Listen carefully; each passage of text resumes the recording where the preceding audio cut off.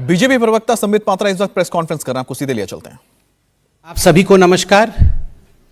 विलंब से आरंभ करने के कारण आप सभी से क्षमा प्रार्थना करता हूं। आप सभी जानते हैं कि कल से एक बहुत महत्वपूर्ण खबर उत्तर प्रदेश से आ रही है और वो खबर घृणा को लेकर है।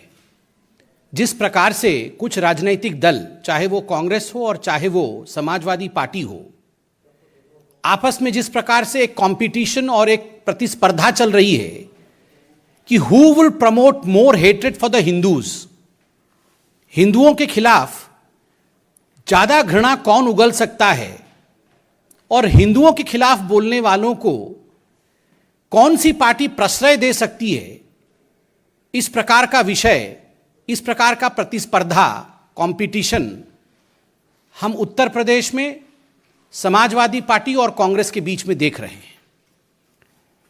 कल आश्चर्य हुआ जब एक औपचारिक फॉर्मल प्रेस कॉन्फ्रेंस में, जिसमें कांग्रेस के अध्यक्ष उत्तर प्रदेश के अजय लल्लू जी मौजूद थे, उनकी मौजूदगी में मौलाना तौकीर रजा खान, जो कि इत्तेहाद-ए-मिल्लत नामक पॉलिटिकल पार्टी को हेड करते हैं, उन्होंने कांग्रेस पार्टी को अपना समर्थन घोषित किया।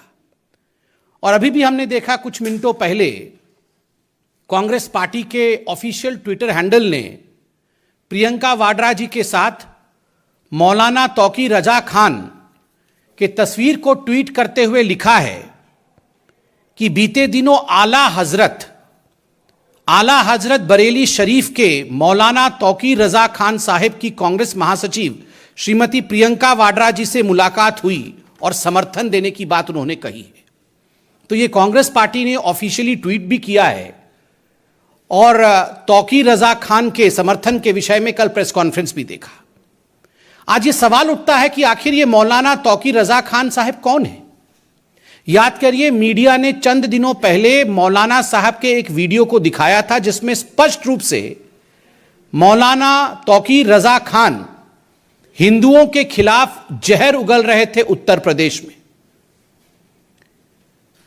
ऐसी बातें कह रहे थे जो कभी कहा नहीं जा सकता। मौलाना तौकीर रजा खान कह रहे थे कि अगर कानून की व्यवस्था, मेरे जो यूथ हैं, मेरे जो जवान हैं, अर्थात जो मुस्लिम जवान हैं, उनके हाथों में कानून की व्यवस्था आ जाए तो जो हिंदू लोग हैं उनको सोचना पड़ेगा, हिंदुस्तान में रहने की जगह तक नहीं मिलेगी हिंदुओं को। आप सोच के देखिए किस प्रकार की यह घृणा की बात है, घृणा की पराकाष्ठा है, हाइट ऑफ हेट्रेड, जिसमें स्पष्ट रूप से एक मौलाना कह रहे हैं कि अगर हमने खुला छोड़ दिया अपने युवकों को तो धर्म विशेष का नाम लेकर कह रहे हैं कि हिंदुओं को हिंदुस्तान में रहने की जगह नहीं मिलेगी, देश छोड़ के जाना पड़ेगा। और तो और उसी लाइन में वो कहते हैं आगे कि हिंदुस्तान का नक्शा बदल के रख देंगे, हिंदुस्तान का नक्शा बदल जाएगा। हिंदुस्तान का नक्शा बदलने वाले लोग, जिन लोगों के मंसूबों में इस प्रकार की कारसादी है कि वो हिंदुस्तान के नक्शा को बदलना चाहते हैं, कानून की व्यवस्था को पलटना चाहते हैं, स्वाभाविक रूप से वैसे लोगों का समर्थन कांग्रेस पार्टी लेती है। ये कोई कांग्रेस पार्टी के लिए नया विषय नहीं है। It is not knew that the Congress party stands in alliance with such people who shower constant hatred against the Hindus and the philosophy of India. याद करिए, यही वो मौलाना तौकीर रजा खान है जिन्होंने CAA के समय कहा था हम तो अल्लाह वाले हैं, हम तो अल्लाह वाले हैं, हम चाहेंगे तो खून की नदियां बहा देंगे। और भाषण में यह भी कहा था हम तो जन्मजात लड़ाके हैं, हम तो जन्मजात लड़ाके हैं, we are born fighters, we will fight against the system. अगर हम चाहें तो हम खून की नदियां बहा देंगे, हम अल्लाह वाले हैं। इस प्रकार की बदजुबानी करने वालों के साथ प्रियंका वाड्रा खड़ी होती है और ना केवल खड़ी होती है, उनके समर्थन के लिए गुहार करती है और आखिरकार उनको समर्थन मिलता भी है। This is not new in Congress, I said so because आप याद करिए केरल में किस प्रकार से वेलफेयर पार्टी का और वेलफेयर पार्टी को चलाने वाले जमात-ए-इस्लामी, जो कि UAPA के अंतर्गत बैंड है, उस वेलफेयर पार्टी के साथ कांग्रेस पार्टी का गठबंधन हुआ था। याद करिए, चंद दिनों पहले हमने देखा था कर्नाटक में जब चुनाव हुए थे तो तो एसडीपीआई जो कि एक पॉलिटिकल फ्रंट है, popular front of India, PFI का, उसके साथ कांग्रेस पार्टी का गठबंधन था। बंगाल में ठीक उसी प्रकार इंडियन सेक्युलर फ्रंट, जो अब्बास सिद्दीकी हिंदुओं के खिलाफ जहर उगलते थे, उनके पार्टी के साथ गठबंधन कांग्रेस पार्टी ने बंगाल में किया था। स्वाभाविक रूप से ये जो रैडिकल सिंडिकेट है, कांग्रेस पार्टी का जो रैडिकल सिंडिकेट है, वो पूरे हिंदुस्तान के सामने आज एक्सपोज्ड है। The radical syndicate which is in fact furthered by the Congress party stands exposed in front of India Today. और इसमें कोई कांग्रेस पार्टी अकेली नहीं है, इसमें प्रतिस्पर्धा हो रहा है। प्रतिस्पर्धा अर्थात कंपटीशन समाजवादी पार्टी के साथ है। याद रखिए, नाहिद हसन पे भारतीय जनता पार्टी ने अभी चंद दिनों पहले आवाज उठाई थी, उसका नतीजा आपने देखा, सत्य की जीत हुई। नाहिद हसन जो कि कैराना से समाजवादी पार्टी के कैंडिडेट थे, आज वो जेल में हैं। वही नाहिद हसन जिसने हिंदुओं के खिलाफ जहर उगला था और कैराना में पलायन के लिए जो जिम्मेदार थे, वही नाहिद हसन जिसने कहा था हिंदुओं की दुकान से और हिंदू व्यापारियों से किसी प्रकार का संबंध नहीं रखना है, अगर उनसे हम सामान खरीदना बंद कर देंगे तो उनके पास कोई ऑप्शन नहीं बचेगा, उन्हें कैराना से पलायन करना पड़ेगा। उनको समाजवादी पार्टी ने टिकट दिया था, आज जेल के सलाखों के पीछे है। रफीक अंसारी, मेरठ से रफीक अंसारी जिसको टिकट मिला है, और किस प्रकार के केस उनके ऊपर लंबित थे यह भी हम जानते हैं, किस प्रकार की घृणा की बात वो करते हैं यह भी सर्वविदित है। असलम चौधरी विधानसभा धौलाना, दो समुदायों के बीच लगातार जहर उगलना, दो समुदायों को किस प्रकार से दंगों में झोंकना, यही असलम चौधरी का काम रहा है। उसे भी समाजवादी पार्टी ने प्रमोट किया है।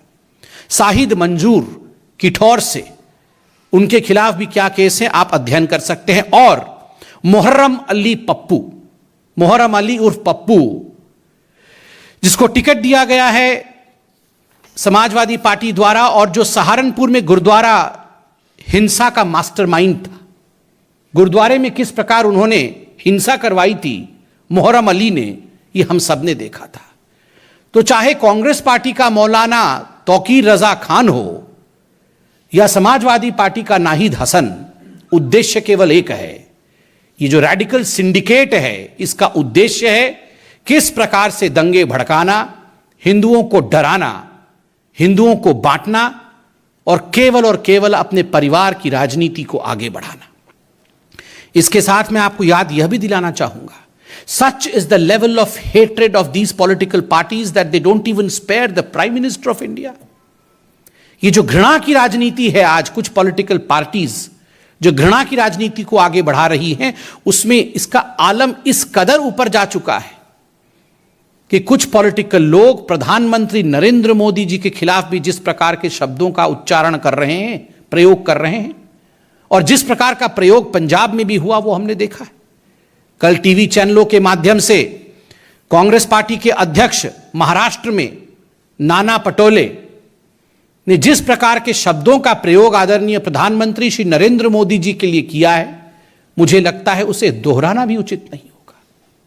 वो कहते हैं कि आवश्यकता पड़ने पर मैं मोदी को मार भी सकता हूं, मैं मोदी को गाली भी दे सकता हूं, मैं मोदी को मार भी सकता हूं, मैं मोदी को गाली भी दे सकता हूं। आज मैं राहुल गांधी और प्रियंका वाड्रा से पूछना चाहता हूं, भारतीय जनता पार्टी की तरफ से, या आपके पार्टी के इतने बड़े बड़े नेता मोदी जी के खिलाफ, देश के प्रधानमंत्री के खिलाफ जिस प्रकार का जहर उगल रहे हैं, एक बात बिल्कुल स्पष्ट है, पंजाब में प्रधानमंत्री के सुरक्षा के ऊपर जिस प्रकार का हमला हुआ, सुरक्षा में चूक हुई, सुरक्षा में टूट हुई, वो प्रयोग था, संयोग नहीं था।